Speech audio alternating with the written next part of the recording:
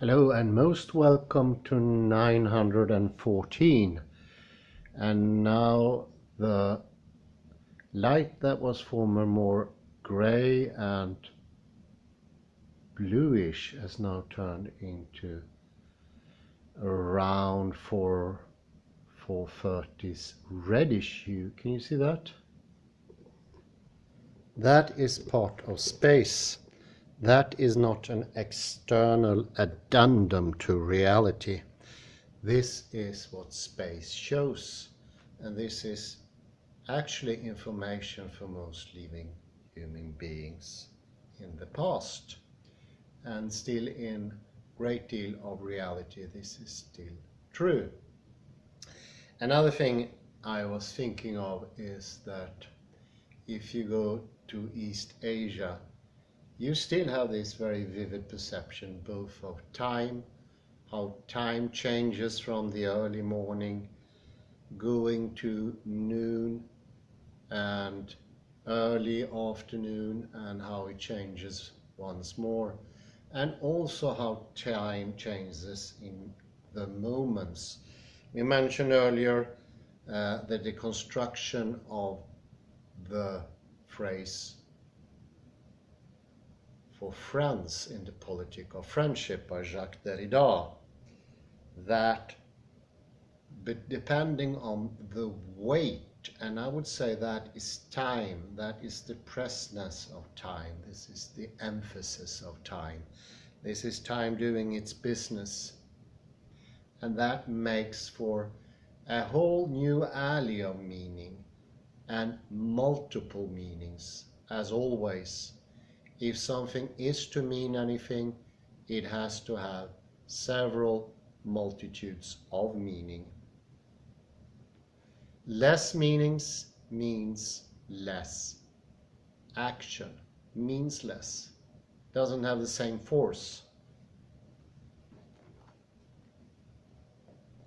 We need to learn how to sharpen our senses to go back into time and space. Often in my lectures I mention how sharp people were during the Renaissance. They could do incredible things with their hands and with their eyes. Things that later disappear and people cannot reproduce it today. Even go so far back as the Stone Age, the Monolithic Age. People could do flint axes that are impossible to reproduce today. And that takes in both past and future. Past, because it took hundreds of years to learn how to do a flint axe. And also futuring. It took a lot of intention. And we cannot imagine that intention today. We don't have that anymore. The only chance for us to become equal to the people of the past is completely ignore the subject and saying that doesn't take any part in the process. And I often got these ludicrous questions when I mention the baton of the Roman Empire. People say, well, that could be reproduced, just put it into some machine, a spectrogram machine that burns a little of the baton, and then you know the ingredients. That is absolute nonsense. It takes the subject to do those things. It cannot easily be described in a recipe or language. And of course, it is a horrible mistake to think that language comes first. We don't choose the things that we see and experience. Language comes later, shapes experience, but before experience there is something more primordial, and that is the pre-ontological, and it has to be there. That is the otherness of reality. Can't start with language, that wouldn't make any sense. But once we get sharper, we learn to tell the difference between fantasies and the real McCoy. The real McCoy has a complexity degree that is incredibly much higher, actually is infinite. Whereas the fantasy is simpler. It's a simpleton. Once you sharpen your mind and your senses, you will tell the difference, and then you will be able to sort of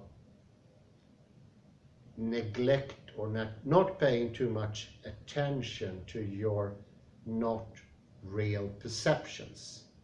And this is the sharpening process. It takes a long time. It has to be taking months, maybe a year, I don't know. But that's the sharpening process. And first you have to be able into your own system, not somebody else's or in a generality or in the educational system. You have to do this yourself. And if it's gone too far, it could even be irreversible.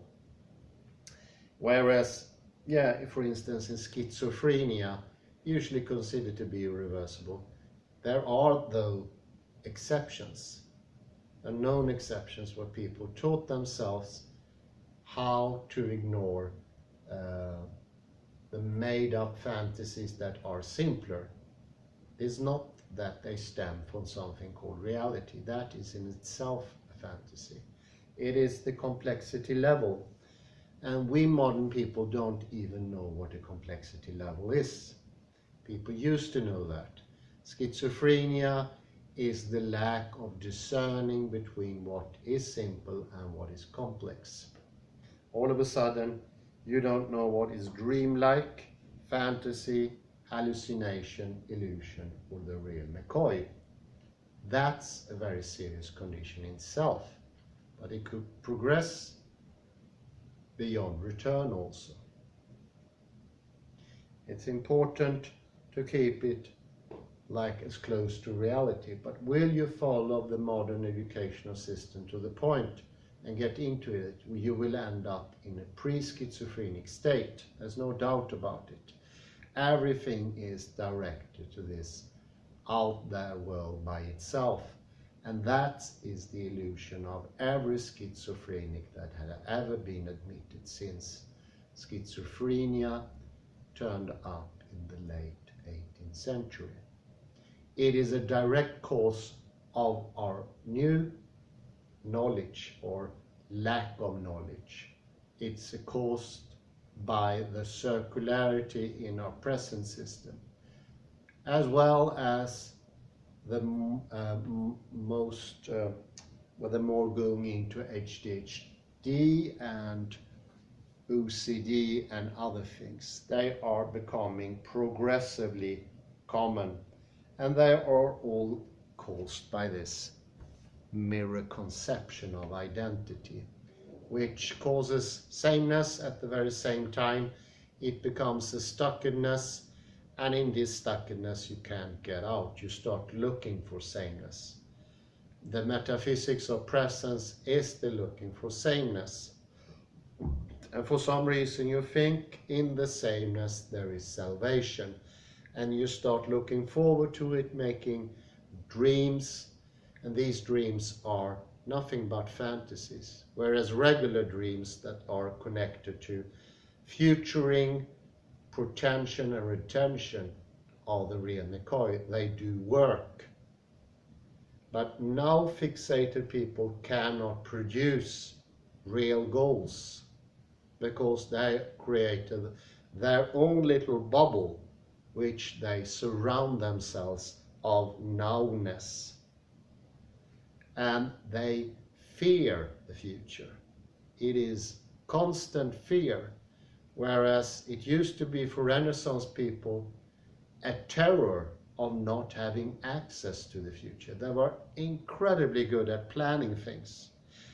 That most of the population in those days were exceedingly happy with their choices, whereas today meager in 80 to 85%, according to Ben Ariely, the Israeli neurolinguistic and philosopher, shows that the vast majority of people today make wrong decisions. And it is because Future has become this unknown absence. And we don't train futuring anymore. Pretension and retention need to be trained at an early age. It would be a horror for a teacher in Japan, China, if they heard about young children who are not trained into being adults, and whether instead, like in Western world, trained to remain children for the rest of their lives. Getting all the desires satisfied is the most torturous thing you can ever harm a child with. They are going to grow up and they need to learn pretension. Can they do whatever they want in a now? They will never learn that. You will cripple them. So you see, the educational system is maybe one of the most weaker points in the Western society, and it causes a lot more harm thanks to these pretensions that are always already in place, long before we even thought about these things. And they are of course not mentioned in any ideology of pedagogy. It's not mentioned even by Piaget, because nobody knows about these things. They are strictly pre-ontological, pre-verbal. And that means every ism you go into, ideology, communism, reversal of politics, what they are doing in Greenbury, the states of Washington, Oregon are specifically affected by this, but more or less the whole of the West Coast in the United States. This new movement is an ism, and they are all to 100% fueled by MOP, metaphysics of presence, nothing else. There are no exceptions. There cannot be any exceptions, because this is not something you form verbally. It is already present in what you call reality, what you even don't just perceive it. I think it's clearer to understand the difficulty in the difference between ontic mode and ontological mode. And this is the main core in both Heidegger and Derrida.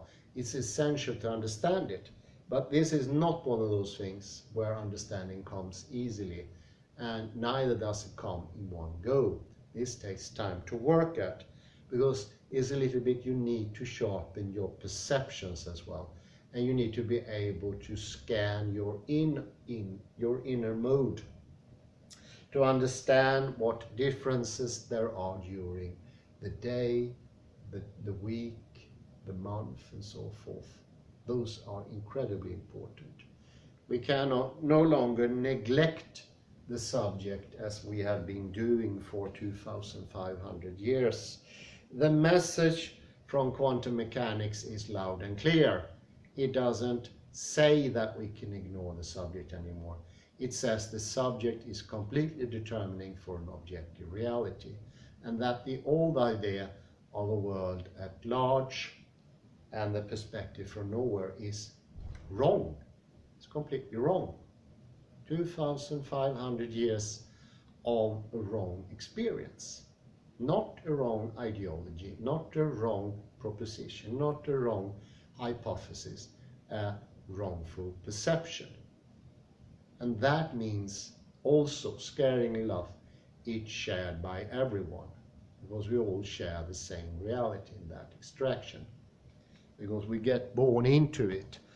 It fuels our language. Our language in itself makes it so much easier to fall into that trap. It can't happen with a language that don't have subject and object, but it can happen and must happen in language that has it. That doesn't mean there is no escape. Once this discovered, the cat is out of the box and it cannot be pushed back. But you can try. The metaphysics of presence is incredibly persistent. It gets more and more persistent by age, because it's been feeding into the ego, and every time you go into something, some ism, some new age ideology, some tryout mindfulness, you will confirm that you can reach more nowness. You can. And the ego convinces itself. It cannot see the mistakes. It doesn't have any perception. It doesn't know if you're progressing or not. And then naturally it makes an argument. I spent so much time with this, therefore I have progressed. Conclusion made. There you go. But you can go to any New Age place all over the world, well, in the Western Hemisphere, and you will see zero progress. That was the understanding coming from, for instance, what's his name? Tartantulco. It did not work for a very good reason. Things were in place that cannot be expressed and they can't be argued with, and you can't put it on a small information leaflet and say, this is what you need to understand before you get into the Eastern tradition of Buddhism, or whatever it is. And I would say that's not even his purpose. His purpose is open-ended, to make us see a possibility for a greater openness in time, space and knowledge. And that's a good deed indeed, because this is the opening up of the old limitations. There is no other way to go, because they are in the same take, both limitations of space and time and on knowledge. At the same time, limitations of the body needs to be educated, our perceptions need to be sharpened, our thinking needs to be directed instead of what James Clear called unidirectional thinking, which is not thinking at all. It's just letting one thought passes after another.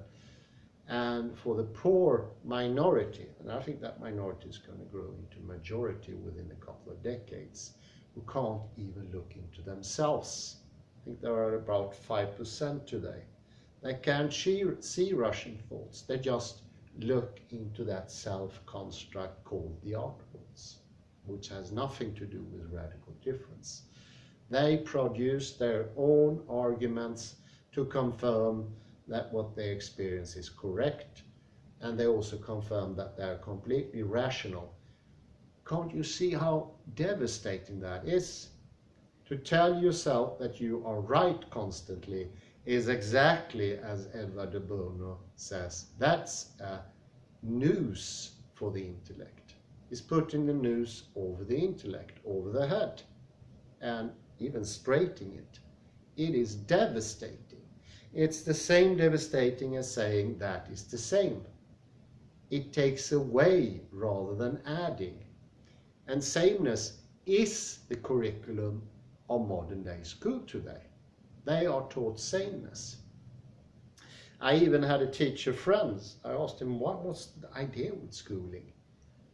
And he didn't believe that much knowledge was given, which is maybe a common perception if you work in the school. But he says, at least it teaches the children about a common world. That sheer indoctrination to pacify the children, and he thought it was a good goal.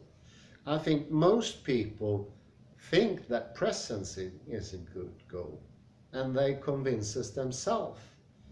It is not an accident that so many people strive even harder today to get even more presence out of the world. It is absolutely intentional. Whether they can control it themselves or not, that's a whole other question. I don't think so. But they will, almost like little pieces of metal, go to where the magnet is and nowhere else. They will go like cattle to the water and nowhere else. This is built into the pre-ontological take of reality. Subject in front of space looking at an object. That is incredibly limiting. It takes away all the wondrous details of reality, but it also takes away knowledge. And knowledge is what we are striving for. This is the source of our energy. This gives our direction in the world to know what to do next and to enrich in our lives. Otherwise, we will be like non-living things, like stones. We don't get anywhere. A stone can have a passive observation. We take away awareness from our lives, and we take away a permanent self. And I think maybe that's the most scary. We become momentous beings where there is absolutely no connection from moment to moment, that we self-create each moment. And for each moment, we desperately seek for this presencing to make the ego, the worst enemy, be the dominator of everything. So, and there's no need. For 100 years we've known about quantum mechanics. That's the way out. It is doubtless the most confirmed scientific theory ever. And it starts with observation. The first scientific theory that starts solely with observation, nothing else. And I think that is a beauty that's very close to the big architectural masterpieces of the Renaissance. I'm especially thinking about Venice for some reason. But some of the pieces are just beyond belief, and they usually bring tears to my eyes when I see them. That is the true beauty of knowledge. This is stability, that is permanence, and that is working towards the future. I say thank you very much, and I wish you a very pleasant Thursday before God's Friday. Do take care out there. Bye bye.